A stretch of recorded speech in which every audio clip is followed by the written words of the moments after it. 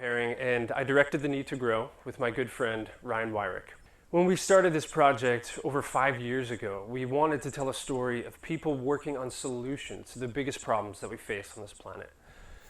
Now, since then, things have only become more urgent. Topsoil erosion, aquifer depletion, climate change, all threaten our ability to grow healthy food and to envision a livable future on this planet.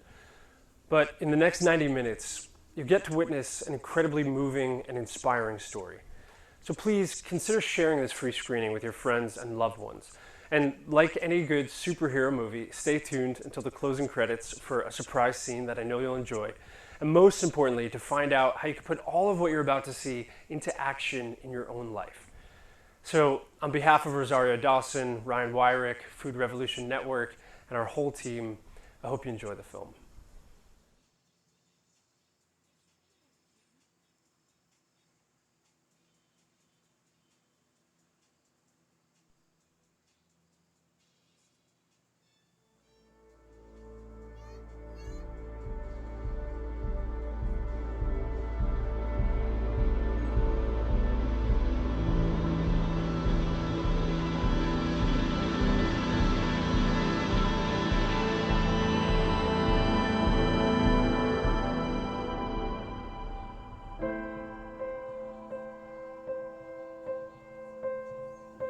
Things grow at exponential rates. They're not linear. And if they're going to fail, they fail exponentially as well. They collapse.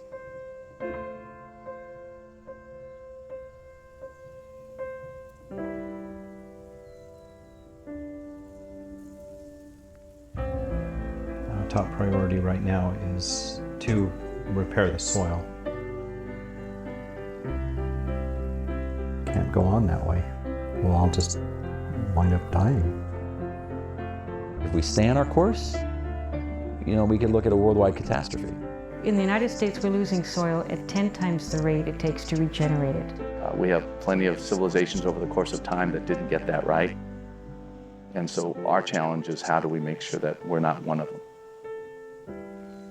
We're still in kind of an extraction mentality, where it's what it costs us to bring it out of the earth. It's not what the earth has paid to get it in. We need to start shifting from a death-based or a harvest-based mentality into a life-based economy. Industrial agriculture says we have to go with these machine-intensive, chemical-intensive means of producing food, and that is a false dichotomy. The more you care for biodiversity, the more you care for the soil, the more food you actually grow. The issue we're facing right now is two different futures. You cannot feed the world from dead soil. Then the ecosystem begins to unravel. Things are collapsing everywhere. Food essentially has no nutrients in it these days. People know that it's hurting people. People know that it's harming the environment, and they do it anyway. We got to stop focusing on the problem and start focusing on the solution. Not one single solution that's going to solve every problem, but many, many small solutions that collectively will actually lead to a societal shift. But it takes the will of the people, and I think that time is coming. It didn't take very long for us to tear the soil apart, to tear it down. We need an equal solution, the inverse of that, to build it back up again. So what we've tried to do here is to take natural biological processes and accelerate the regeneration of soil. Something that would normally take decades or a few hundred years, we can do in a matter of hours or days.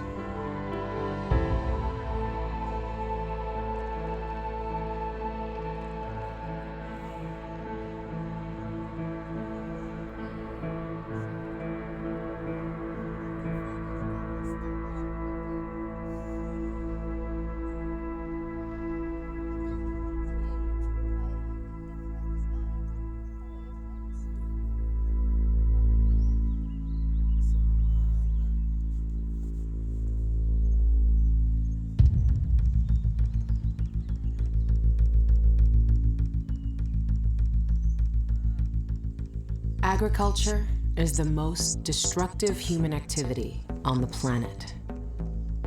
Can we feed the world without destroying it? The difference between death and life, between extinction and abundance, is the difference between dirt and soil.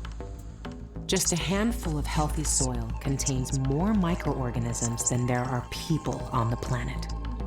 The entire food chain and our very existence is made possible by billions of tiny creatures coexisting right under our feet. Complexities of galactic proportions. Since the dawn of agriculture some 10,000 years ago, the simple act of tilling our land has been disruptive to fragile soil life, its ability to hold water, and turning soil carbon into atmospheric carbon dioxide.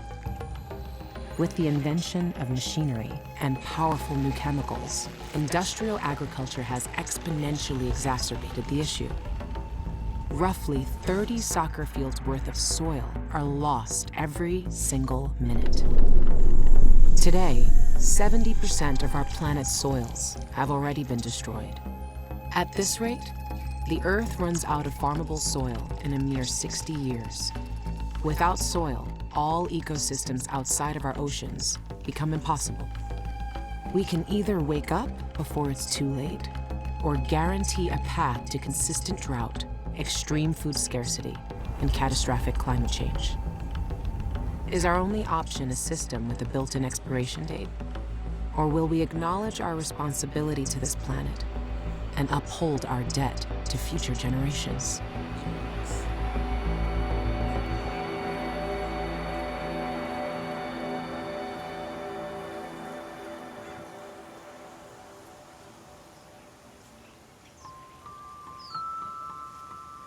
When I grow up, I'm gonna try to get a big backyard. Then I can plant almost like every fruit and vegetable. Maybe I'll get a huge fig tree. I drew it in my journal. Then I can tell my sisters, and then they'll be kind of like me, and then they'll start growing like a garden in their backyard. Okay, I need you to sit nicely and finish your smoothie. I've got 4 kids. No! Make sure you're drinking so we're not late, okay?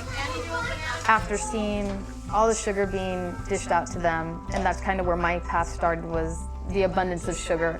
And once I learned about that, it ended up leading to all kinds of different things. It was like a snowball effect. It's pretty cool to help people see what's happening to the world and help them make a change in the world. You should really start thinking about what you eat. I'm gonna keep telling people to help, and they'll tell other people. Hopefully soon the planet will change to gardens and healthy people, and it will be a better place. Wipe your place and then we gotta go.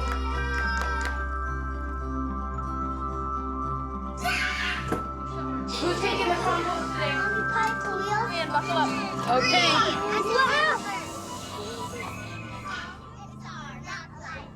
She wants us to be healthy so we can be more active, we can do sports better, and we can think better. So I figured the best place to start was where the food comes from. When I saw when a seed grows to a giant plant, I thought it was pretty fascinating.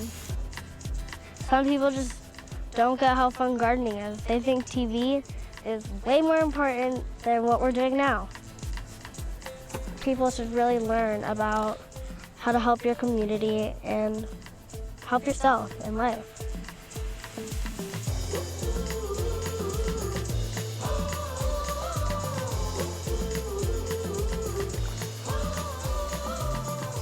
It's important because then everyone will know where their food comes from and how things grow, because normally you don't really see it.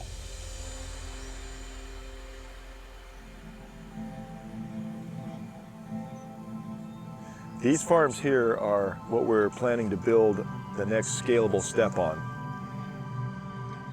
The idea that you can grow 100% organic, nutrient-dense food at warp speed, basically, over cement or man-made surfaces is what I feel is going to be a really amazing shift in the way we perform agriculture within the densely packed urban environment.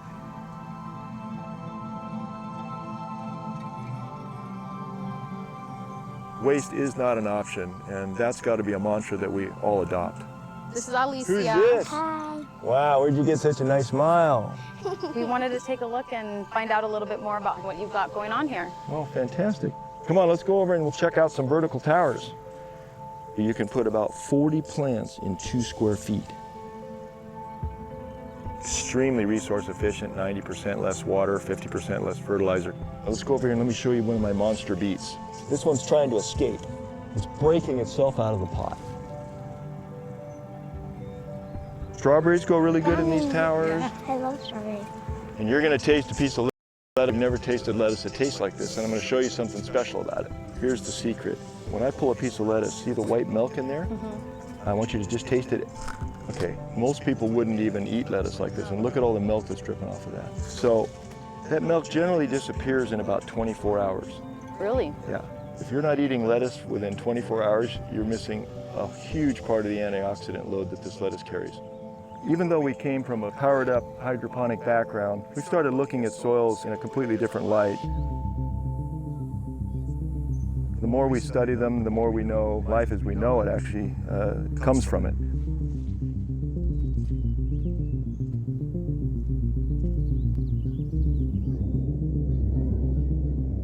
We are here today because of very smart choices on the evolutionary path. And we are born from the soil that gives us life. All of our food comes from the soil. And so when we begin to destroy the biology of the soil, we destroy the food networks that give us life. And this is where we face an unprecedented circumstance. You go in and kill the soil, you kill off the earthworms, you kill off the biota of the soil. Right, that soil's dead. All it's good for is washing out to the Gulf of Mexico. That's all it's good for. Unless you go back in, remulch the soil, reinvigorate the soil with biota, with life. Then you have a soil that can produce food. Building soil, building living soil, is the highest activity human beings can be engaged in. We can actually take, and store atmospheric carbon in the soil. We know that that can be done. It's physics. We just have to create the conditions for the soil to absorb it, right? And there's all kinds of ways to do that. Over the last century, our farmers have been encouraged to rely on unsustainable synthetic inputs, gaining short-term boosts in production at a major cost to soil longevity. When combined with monocropping and repeated tilling, biodiversity is all but eliminated, eventually leaving nothing but dead dirt. This degradation accelerates erosion as lifeless dust is blown away and washed downstream. In the US, we're losing soil 10 times faster than it can be naturally replenished. However, in the longest study of its kind, after more than 30 years, organic agriculture has proven to match or surpass conventional yields, emit 35% fewer greenhouse gases, use 45% less energy, and build soil rather than deplete it. Studies show that the more soil health is holistically managed, the more food is actually grown. A strategy called no-till farming minimally disturbs fragile soil microbes, while cover crops are year-long plants which shield the ground, rather than leaving it exposed to the elements. No-till, cover crops, and composting all help retain water and generate more carbon-rich soil every year. These methods increase humic substances, one of the most important indicators of healthy soil. Humic substances are a critical component of decomposing organic matter, supporting the flow of essential plant nutrients and soil structure. A healthy tablespoon of soil contains an astonishing 6 billion microorganisms, tens of thousands of different species, each playing a vital role in the cosmic microbial ecosystem. Fungal mycelium networks act like a vast underground internet, transporting nutrients, water, carbon, and creating a stable structure which prevents erosion. With only a 1% increase of organic matter, soils hold an additional 25,000 gallons of water per acre, reducing the risk of both drought and flood. When plants absorb CO2, carbon is fed to microbes through the roots. As a storage container for what was once atmospheric carbon, enough healthy soil could offset virtually all greenhouse gases on the planet. These principles working in harmony are known as regenerative agriculture. By creating a more resilient and nutrient-dense food system, regenerative agriculture can not only feed the world, but may be the planet's only hope to actively reverse climate change. Like nothing else, increasing the health of our soils simultaneously addresses nearly all other environmental issues. Just how beautiful that soil is. This stuff will grow anything. It all boils down to the soil. Yeah, and what microbes are working the soil. We have to start thinking about feeding the soil, Right. not feeding the plant. It's something that I never really thought about. Had I gone out and planted something, I would have scooped up some dirt, threw a seed in, and called it a day. So to see how complex the soil is and how important it is to have a nutritious soil. You can see right over there, you hear the tractors? Yeah. We're surrounded by development. And so what's happening is our land is going away. Now, the sock system can be deployed over the ground on man-made surfaces and put this beautiful soil in here and grow fully organic, super nutrient-rich food. 70% less water, 2.5 times faster growth, 50% less fertilizer, and over land that nobody's using. I mean, there's nothing about that that doesn't make sense. And that, to me, is the paradigm shift in urban agriculture. The question is, when's it going to go mainstream? Where does your passion for this come from? Well, as an old organic biochemist, I've always been curious as to how can we maximize a plant's genetic potential. So we've had a few anomalies in this farm lately. We've been using all of our vermicompost and we've been experimenting with our soils. This blue kale here used to be this size, it used to be one of these. They were all planted at the same time. This thing just found nirvana down in the soil.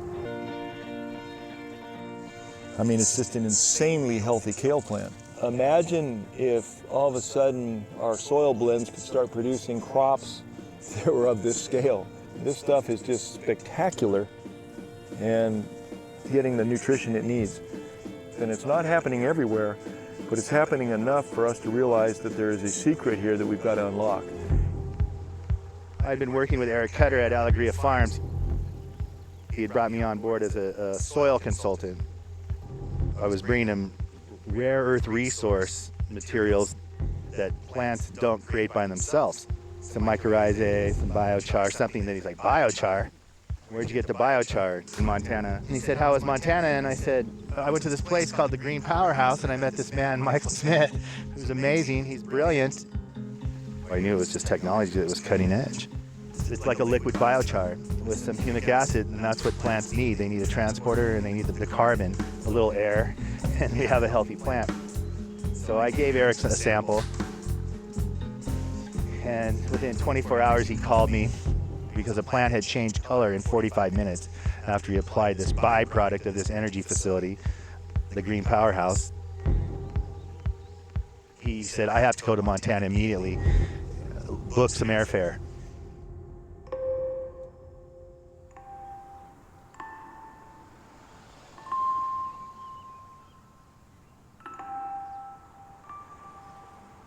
When I was 4 years old, I did have a severe car accident in front of my house. As my brothers were getting onto the school bus, I was very excited about them going to school. Then I ran across the street in front of a car that should have stopped for the bus, but it hit me about 40 miles an hour and just knocked me out of my shoes. The driver of the vehicle was uncertain that I was going to live, but fortunately he was a doctor. So I have this sort of good news, bad news kind of a life. You know, what do you want? You want me dead or do you want me alive? You know? He knew exactly what to do afterwards, and I believe that saved my life. After that, I didn't know who my parents were. It took me a long time to relearn everything that I knew. Diane thinks I'm a walk-in from another world. Imagine how smart he would be had he not been hit by the car. Yeah. Or did that make him smarter? I don't necessarily see myself as that smart. That's the problem. I got a chance to work with Walt Disney Studios. I worked with NASA. We worked with the FBI. We remastered Pink Floyd's The Dark Side of the Moon. We actually captured and digitized some of the Beatles stuff. I like to say that I was one of the first pioneers in 3D printing, long before 3D printers were known as such. I was working with the Dire Straits on a music video called Money for Nothing. I worked with physics engines that are used in video games, games like FIFA and Madden, Grand Theft Auto and Halo. We tried to introduce more natural behaviors into character animations, which involved a lot of artificial intelligence. And I was offered the job at LucasArts, but they required that I live and stay in San Francisco. I thought, well, gee, I value my freedom. There's no job here for somebody doing artificial intelligence research. I thought, well, I can apply technology to biology and we can have dynamic systems that are controlled completely natural, because we're not doing anything like GMOing or modifying the species. Rather than treating a character in a game as the main component, we thought, well, maybe we could use algae as a character. Turned down George Lucas. I don't know if that was the best decision, but it was a decision. All checked and carry-on luggage is subject to search. Well, I've done some testing behind your back. Well, I compared it to some of the best root enhancement mediums. And there's some compounds in that are quite different. We're an energy company too. Food is energy. So I have the same problem you do, as saying, can we scale? And who's going to stop us from scaling? Big picture concerns that down the road Big Ag's going to pound on me and say, yeah, that's just getting that little bit out of hand right there. Hey, how do we hide out in Montana and all these niche areas that'll defend our power plants, and we can distribute the power without getting, squashed? Because we're all about taking it back.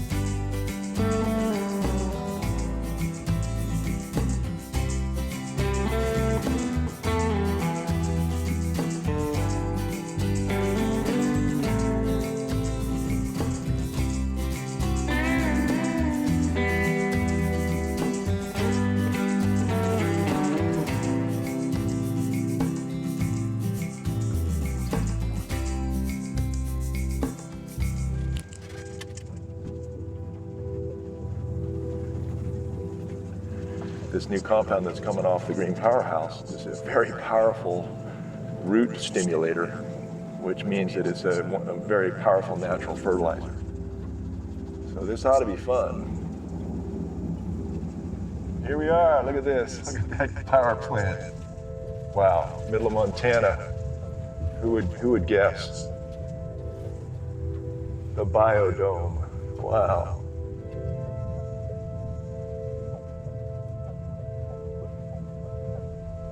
All right, I already want one. I believe it's a game changer. What the algae and the biochar together do is literally rejuvenate, revitalize, and remake soil. And I cannot emphasize enough how important that is. So, Michael Smith, this is Eric Cutter. Eric Cutter, nice to meet you. Pleased to meet you as well. I'm a biochemist and oncologist by training. I grow food and I'm a chef, and so I started playing around with this stuff, and I called Ken. I said, Ken, where'd you get this stuff? Really? Oh my gosh. Michael is an extraordinary visionary. He was the visionary behind the company, even though it had several founders. We discovered that the waste usually occurs when you short-circuit natural processes. You take carbon where it does the most good and you put it where it does the most damage. You know, the rate that we're pushing the carbon dioxide into the atmosphere just overwhelms the planet's ability to capture it. Because we're trying to emulate something that nature is doing, and nature is inherently complex. You realize that there's 1 billion microbes in this piece of soil the size of your little finger. Oh, yeah. And we think we know it all. I mean, we can go to the moon, but we have no idea what's going on with those 1 billion microbes. And what we're doing now, of course, are killing those microbes in the soil. And we don't even know what we're killing and what ratios we're offsetting. It's one of the battles that we're fighting against standard fertilizing concepts. Right. You know, if I were to start a fertilizer company and I wanted just to maximize my profits and didn't care about anything else, what a great strategy, right? You put it on one year, you get good growth. The next year, the growth's not so good, so you have to add a little more. And then you add a little more, and pretty soon you've completely destroyed your soil. So we discovered, well, how can we integrate these components together to bring those cycles back into balance again? Well, the answer's been with us forever, right? All we had to do is open our eyes and look around. Why don't we go in and see what you guys have created? We'll go talk to the dragon.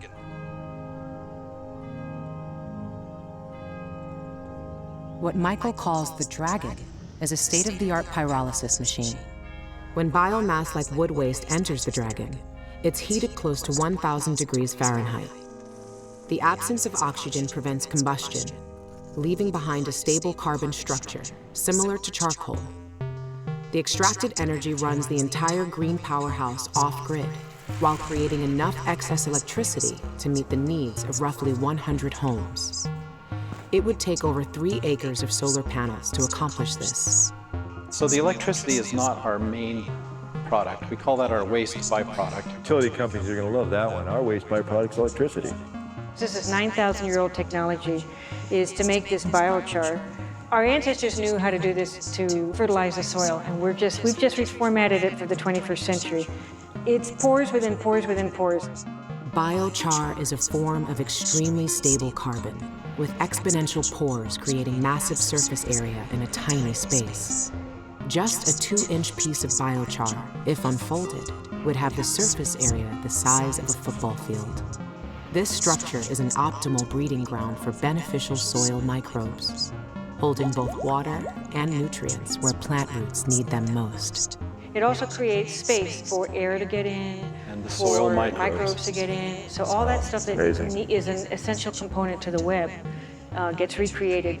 You're putting back into the soil the infrastructure for soil regeneration. Without the dragon, this waste would end up in a landfill, releasing greenhouse gases as it decomposed. Instead, biochar locks this stable carbon back underground for hundreds or even thousands of years. Biochar is emerging as one of the planet's best solutions to climate change. One green powerhouse, or GPH, stabilizes over 1 ton of carbon every day. It takes roughly 50,000 trees to do the same. You're fixing carbon. And fixing carbon. Pulling it out of the atmosphere and putting it back where it belongs. 2 billion years of engineering experience. We include the algae into that. So I mentioned the liquid prairie. The heat necessary to operate this comes from the breakdown of the wood waste. That's amazing. I love that. I'm learning a lot here. A lot. This is actually seriously exciting, how you're taking all these natural systems and linking them. Woo, look at this place. Don't fall in. Algae is one of the primary organic material generators on the surface of the planet. It operates very fast. So the fact that we can take carbon dioxide, we can take water, and we can take sunlight, and we can create biomass from it is a big boon to this concept of generating soil, because that's the way it's been done for millions of years. All we've figured out how to do is take that and accelerate it. Continuously fed CO2 from the dragon, rapidly growing algae is harvested every day. Through biodigestion, algae is converted to a nutrient-rich organic fertilizer to be combined with biochar, creating a powerful soil rejuvenator. Methane, a byproduct of algae digestion, is sent back to the dragon to heat and process more waste, completing the cycle. In each element of the green powerhouse, the output of one becomes the input of another, a true closed-loop system. Yeah, and the algae tells us what it needs, right? So we have this sort of self-regulating system. That algae's been sucking up nitrogen as well as carbon dioxide and other nutrient rich, big time. Yeah, I mean, and it's high in energy. Well, a few people know this, but algae is higher in energy than coal per pound. Really? Right? So when we pull that energy out of there, we digest this, we're left with a really compact nutrient substrate that we can then use as part of our soil amendment. So in about 4 or 5 days, we can do what normally a normal digester will do in about a month. So you've actually put an efficiency on an already known efficiency. So you're going to get humic substances out of this as a byproduct. What would it take in nature for that to occur with? Well, if you include the carbon from the carbon engine, you know, that's hundreds of years. Okay, so you're doing in 4 to 5 days what nature would take in about 400 years. 400 years. Yeah. Wow, that's pretty amazing. So, you know, we don't want to push it too hard, but the idea is you create the environment and you monitor the environment and you accelerate the processes. Don't want to push it too hard, like 4 to 5 days versus 400. Yes.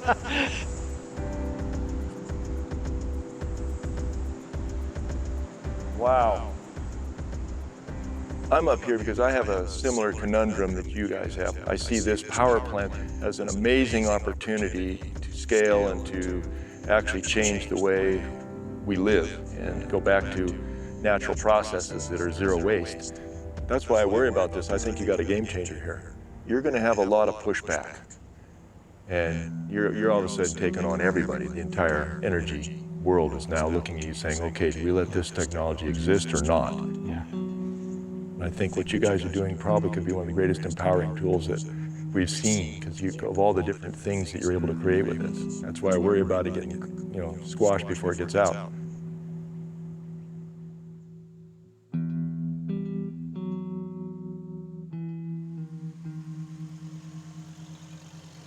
After World War II, there was an excess of bomb-making material, which was turned into fertilizer, an excess of nerve gas, which was turned into pesticides. So the military-industrial complex moved into the agricultural-industrial complex and forced a model of chemical dependency. Industrial agriculture, in my point of view, is first and foremost a war against the earth, because it is a war against all species, since you're bringing war chemicals into food production, and all they're doing is killing. Putting chemicals onto the soil, nitrogen, phosphorus, potassium, and trying to backfill with some of the micronutrients. Trying to do that, we, in essence, killed the life in the soil. When we denature soils by removing their biology, then we are really taking a step back hundreds of millions of years in time. It is a war against every citizen, because food that comes out of that kind of war economy and war production is loaded with poisons, which then give us the epidemics of cancer, of allergies, of everything else that's going wrong because of a toxic, imbalanced diet. Because we now have a vast array of toxins that we have in our body, and we have a reflection of the environment in which we live, we are now trying to adapt to suddenly influxes of toxins that have heretofore been unprecedented. The United States Department of Agriculture, practically a Washington office for Monsanto, has, in their research over 14 years, has shown there has been no significant increase in yield because of GMOs. The idea, the sheer audacity of the idea that we can fight nature is dead on arrival. We cannot fight nature. You cannot blow things up or poison things to the extent that where you, quote, win. I think people around the country have realized that the FDA and the USDA are not going to fix their food system, that they actually have to do it themselves. It's a challenge to live in a world where our government cannot be counted on to defend us from an industrial food system that's actually making us sick. 44 billion pounds of chemical fertilizers are used each year. Synthetic fertilizers disrupt the soil's balance of microbes, beneficial fungus, and organic matter. As biodiversity decreases, more fertilizers are required to achieve similar results. Now pesticides and herbicides must be used to fight off weeds and bugs that would normally be handled by a healthy ecosystem. Up to 50% of nitrogen fertilizers are washed away with rain and irrigation water. A drastic pollution leading to an ocean dead zone the size of New Jersey. Contributing to dead zones are animal factory farms, easily the most pollutive activity on the planet. In the US, more than 1/3 of our fossil fuels, 1/2 of all water, and 80% of our farmland is used in the raising of animals and the grain to feed them. Most of these grains are genetically modified organisms. Over 80% of GMOs are specifically engineered to withstand higher doses of a powerful chemical called glyphosate, which the state of California has officially labeled as carcinogenic. The use of glyphosate has risen 10,000% since 1974. Independent studies confirm contamination of our food, air, and even our rainwater, while extremely low doses have been shown to cause liver and kidney damage, with correlation to a host of other side effects. In spite of public outcry, the USDA, FDA, and EPA require no testing for the pollution of this chemical in our food supply. The philosophy of using GMOs and glyphosate is one of sterilization. Kill everything except the crop. The exact opposite of farming in ways which regenerate soil and biodiversity. A worldwide rally against genetically modified food giant Monsanto is being held across the globe. Speaker is the youngest activist in Orange County right now. Activists are protesting the use of potentially harmful chemicals in food production, something Monsanto says is the only way to feed the globe's growing population. Petition the Girl Scouts for GMO-free cookies. These cookies can really do.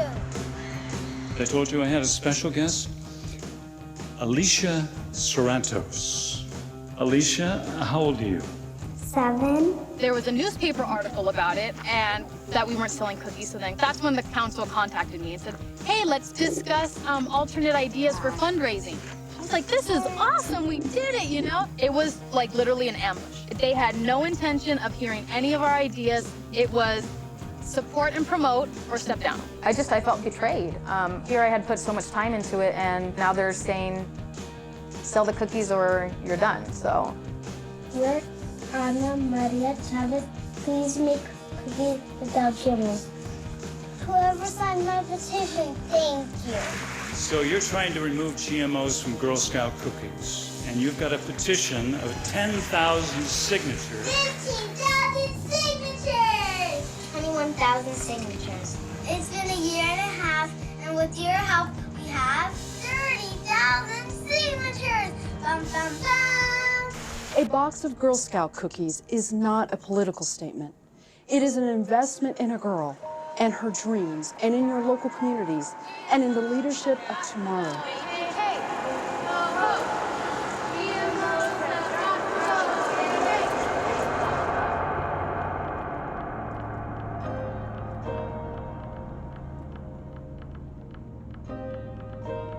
Part of making this farm a success is to try to get enough revenue in here to prove that a farm like this can support 2 or 3 young men working on it. And so we're struggling to find a way to make that work.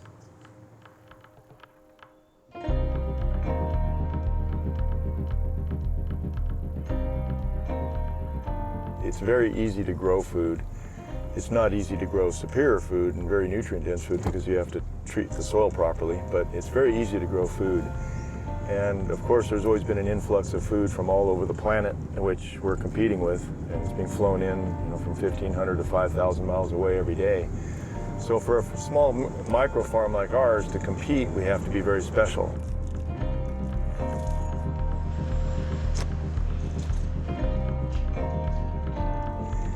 Our total route right now is centered around a radius of about 10 miles. From harvest to the time everything's delivered, it's about 1 hour. Truly farm to table in minutes. You would think that it's such an important part of everyone's daily life experience that you would think that people would actually care about what they eat. Not only do they not know where their food comes from, but they don't really care that much about it. They don't think about it.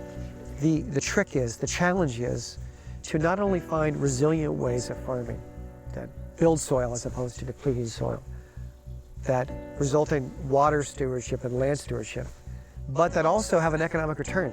If consumers don't actually make purchases based upon their values, then these sustainable farming practices are going to disappear. If these farms can't survive, then consumers will have no opportunity to buy anything based upon their values. They'll simply have to buy what the industrial food system gives them.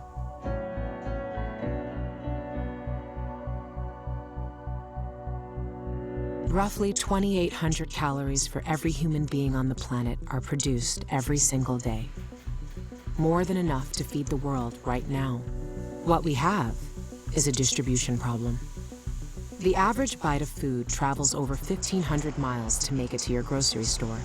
Yet history shows, in times of need, we can effectively localize our food. During World War II, 20 million home gardens produced 40% of the nation's food. Today, demand for local food is on the rise. U.S. farmers' markets have more than quadrupled in the last 20 years. Every effort, big or small, to localize food in regenerative urban farms, school, and community gardens, or your own backyard, helps displace our reliance on destructive industrial agriculture. Even new technologies like indoor vertical farming help reduce our soil sabotaging footprint. Yet instead of supporting these efforts, 30 billion tax dollars artificially lower the price of food grown in centralized, monocropped, synthetically fertilized, toxic soils, contributing to an estimated $3 trillion of environmental damage every single year. We pick food before it's ripe, ship it all over the world, and eventually, a nutrient-depleted, contaminated product makes it to our plate. When people ask me about how to fix our food system, they always say, you know, where is the center for this whole new food movement in the United States? And I always say, there isn't a center. It's happening everywhere at the same time. And they say, well, who's the figurehead of the movement? And I always say there is no figurehead, because if you're talking about fixing our food system by making it more local, the figurehead, the great leader, is that person in your community.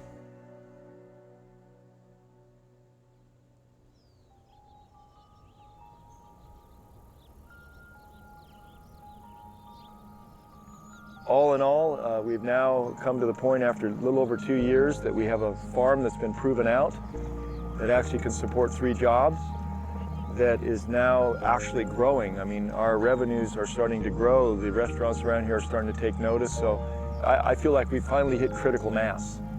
And the critical mass was build it and they will come for sure, but you got to build it. And we still don't have a guarantee on how long we'll be here, but it's allowed us a chance to light that fire. I believe we needed to light a small fire, and I think this is a very hot, small fire. One Orange County farmer may have found the farm of the future. Can you describe the taste of that spinach? So much flavor, night and day from the bagged stuff. Really? I've never tasted anything like it before, I'm being perfectly honest, and the best, Okay. yeah.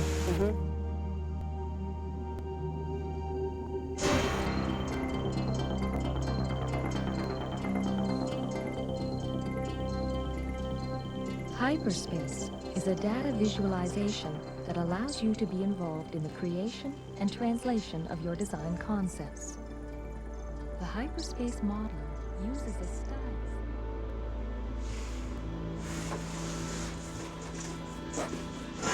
Cool. Yeah, that's hyperspace digitizing. GPH is an exciting thing. This is an exciting thing. So we're very much into sacred geometry. Anyway, this the application for the hyperspace modeler, they were really vast.